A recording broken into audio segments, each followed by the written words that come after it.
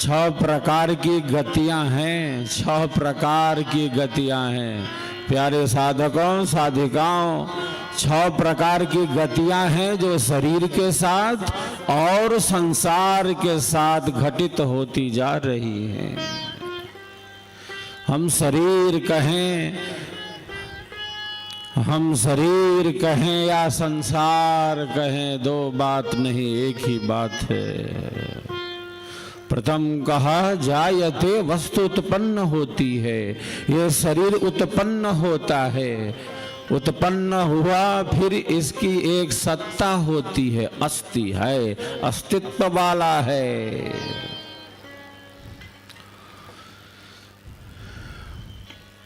वर्धते ये बढ़ता है, परिवर्तित होता है, विपरिणामते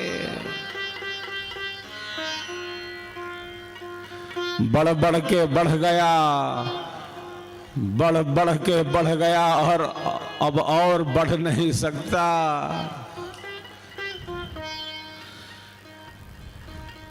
तब घटने लगता है। अपक्षीयते,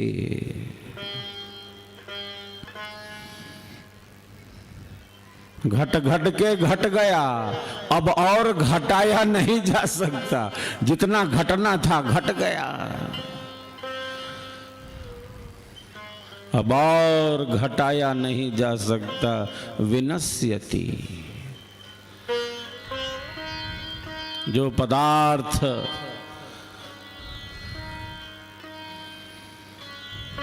उत्पन्न होता है उसके साथ यही हो रहा है। ये सृष्टि है, यह प्रलय की ही तरफ बढ़ती जा रही है। शरीर नश्वर है। मैं प्रायः कहता रहता हूं जब शरीर धारण कर लिया, जब शरीर धारण कर लिया तब मृत्यु से क्या घबराना। जब शरीर धारण कर लिया तब मृत्यु से क्या घबराना। जब मृत्यु निश्चित है तब बिल्कुल निश्चिंत हो जाए।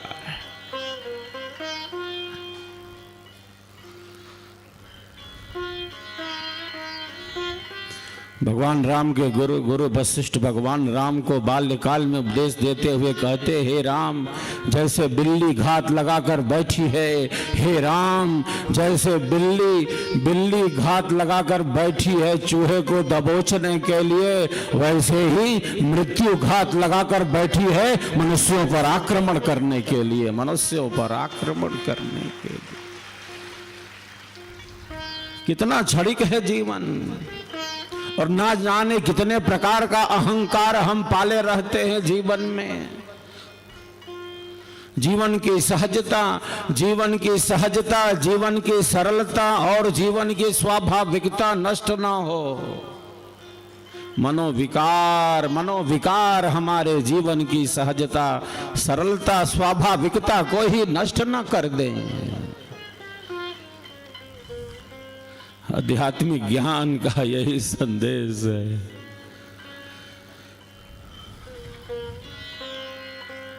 जब शरीर धारण कर लिया है तो मृत्यु से क्या घबराना। यदि घबराना है तो इससे घबराए कि पुनः जन्म न लेना पड़े, संसार के दुख को न भोगना पड़े। घबराना है तो इससे घबराए, मृत्यु से क्या घबराना। जब शरीर धारण कर लिया है तो मृत्यु से क्या घबराना। जब मृत्यु निश्चित है तो निश्चिंत हो जाए।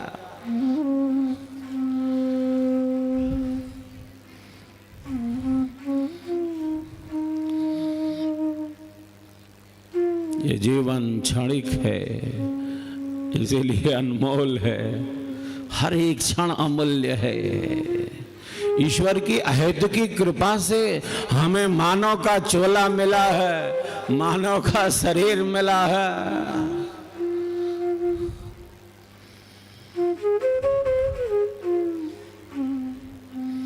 यूं ही नहीं मिल गया, इसके पीछे उद्देश्य है। संसार में ही भटक कर न रह जाएं। हम उलझ नहीं सकते, हम भटक नहीं सकते, हम अटक नहीं सकते, हम अपने लक्ष्य से अलग हो नहीं सकते।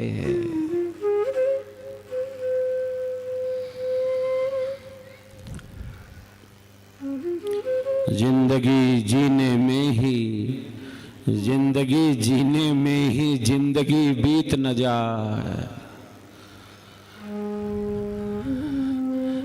कितना तेजी से व्यतीत होता जा रहा है। ये दिन है ये रात है, न दिन स्थिर है न रात स्थिर रहने वाली है। दोनों में ही तो बदलाव है, दोनों में ही तो परिवर्तन है। कुछ भी कहाँ यहाँ स्थिर रहने वाला है। न दिन स्थिर है न रात स्थिर रहने वाली है। दोनों में ही बदलाव है। सुख दुख का यह क्रम चला आ रहा है।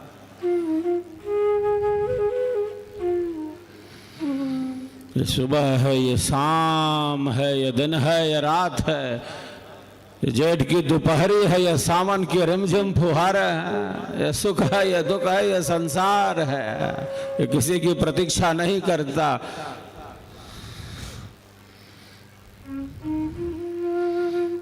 व्यतीत होता जा रहा है।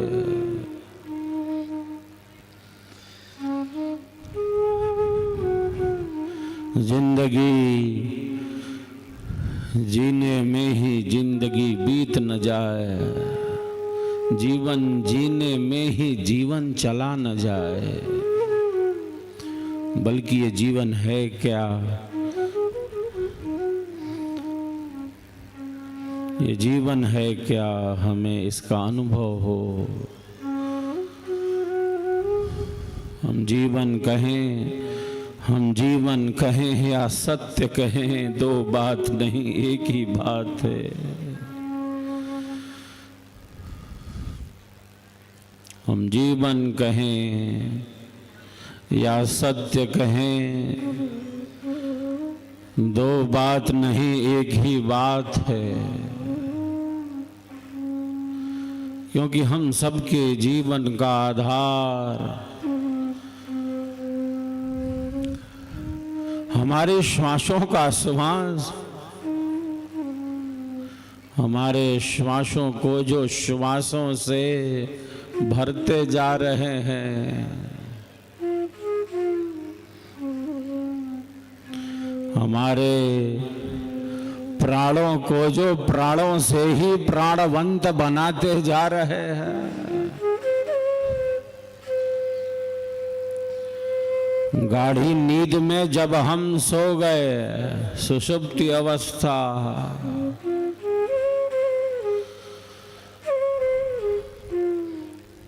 मन निश्चेष्ट है गाढ़ी नींद में।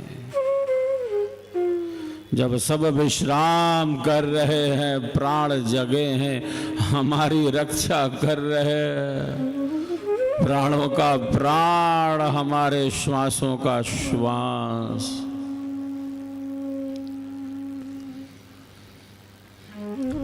परमात्मा ही तो है, परमात्मा ही तो है।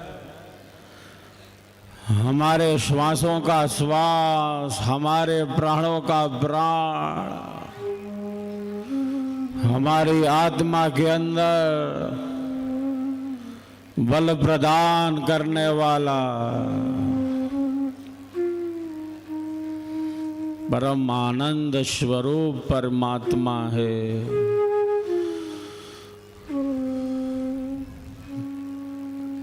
ये जीवन है क्या? केवल सुख दुख के अनुभव के लिए नहीं है ये जीवन। केवल संसार के भोगों, पदार्थों, संबंधों के लिए ही ये जीवन नहीं है। ये जीवन तो हमें मिला है स्वयं को जानने के लिए, परम पिया के दीदार के लिए। इतना सुंदर देव दुर्लभतम ये मानव का चोला मिला है, ये रथ मिला है हमें परम सत्य के अनुभव के लिए, परम ज्ञान के लिए, परम सत्ता के दीदार के लिए मिला है। क्योंकि हम सबके जीवन का आधार वही है, हमारी श्वासों का श्वास वही है। एक व्यक्ति मूर्ति बनते हुए देखना चाहता है,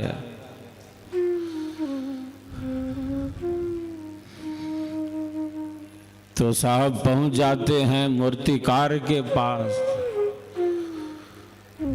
कि देखें मूर्तिकार मूर्ति कैसे बना रहे हैं, जरा देखें ये मूर्तिकार मूर्ति कैसे बना रहे हैं।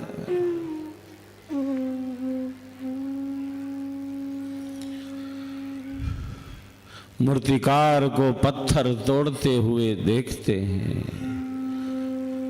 यह जिज्ञासु व्यक्ति देखता है कि मूर्तिकार तो हथौड़े के प्रहार से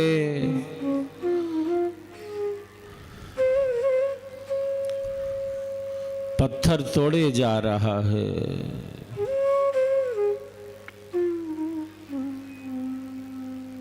पूछता है कि मैं मूर्ति बनते हुए देखना चाहता हूं, इसीलिए तो आया हूं, आप तो केवल पत्थर तोड़े जा रहे हो।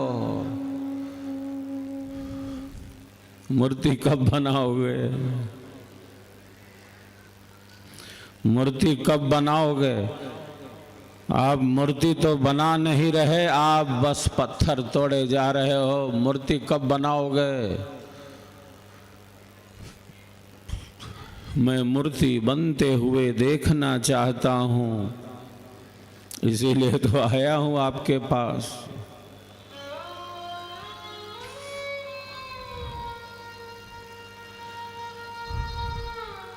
मूर्तिकार कहता है कि प्यारे, मूर्ति यहाँ किसी दूसरे स्थान से नहीं आने वाली कि आप देख सकोगे, आप प्रत्यक्ष कर सकोगे, आप दर्शन कर सकोगे। मूर्ति यहाँ किसी दूसरे स्थान से नहीं आने वाली कि आप देख सकोगे।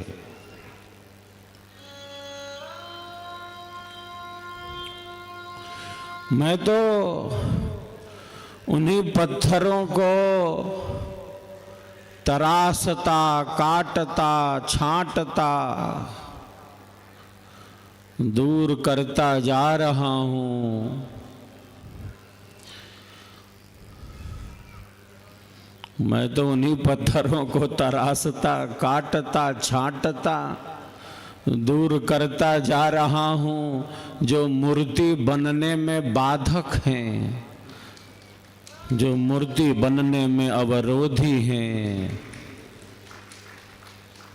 उन्हीं पत्थरों के हटते ही, उन्हीं पत्थरों के दूर होते ही, उन्हीं पत्थरों के हटते ही मूर्ति इसी में से प्रकट हो जाएगी। वो इसी में है। वो बाहर से थोड़े आने वाली है कि आप देख सकोगे, आप दर्शन कर सकोगे, वो इसी में है। मैं तो ऐसे इन पत्थरों को तराशता, काटता, छांटता, दूर करता जा रहा हूं। इन्हीं पत्थरों के हटते ही मूर्ति इसी में से प्रकट हो जाएगी।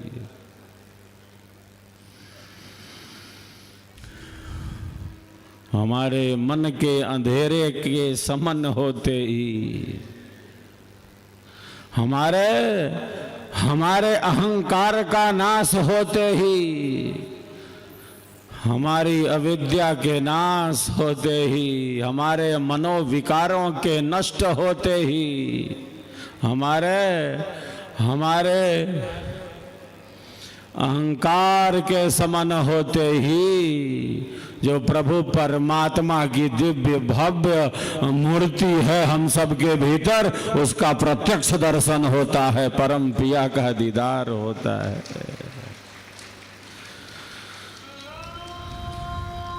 जितना हम मन को साधेंगे, सूक्ष्मता में ही तो शक्ति है, ऊर्ध्वारोहण हो हमारा। जैसे जैसे अग्नि की ज्वालाएं, जैसे अग्नि की ज्वालाएं सदैव ऊपर की ओर ही उठती हैं,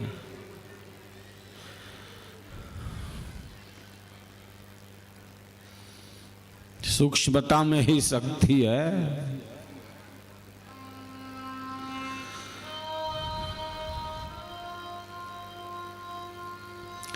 अग्नि को हम बुझा तो सकते हैं जल के प्रयोग से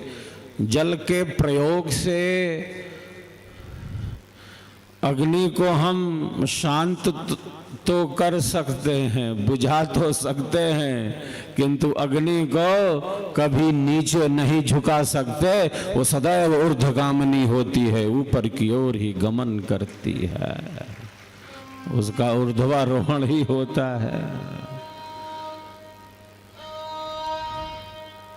हमारा भी ऊर्ध्वारोहण हो, मन वचन और कर्म से हमारा जीवन निरंतर आगे बढ़े। ये जीवन है क्या, इस अनुभव के लिए हमारा आंतरिक विकास हो, हमारी आत्मिक शक्ति जागृत हो। जितना हम अपने मन को साधेंगे, जितना हम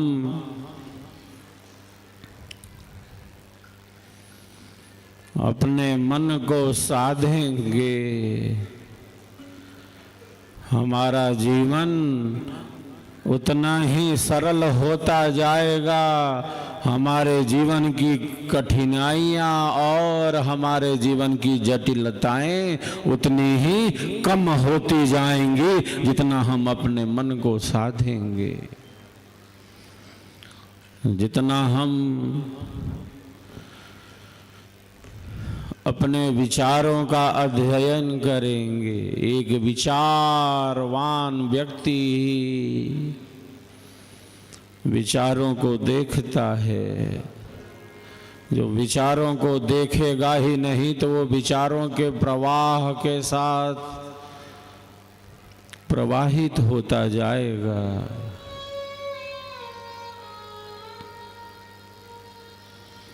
तो देखता है अपने विचारों को,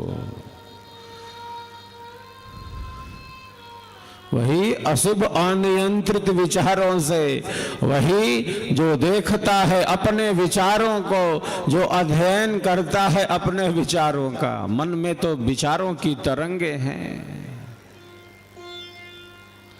हजारों हजार विचार। मन पर नियंत्रण न होने से ही तो आज समाज में विसंगतियां बढ़ रही हैं, कठिनाइयां जटिलताएं बढ़ रही हैं।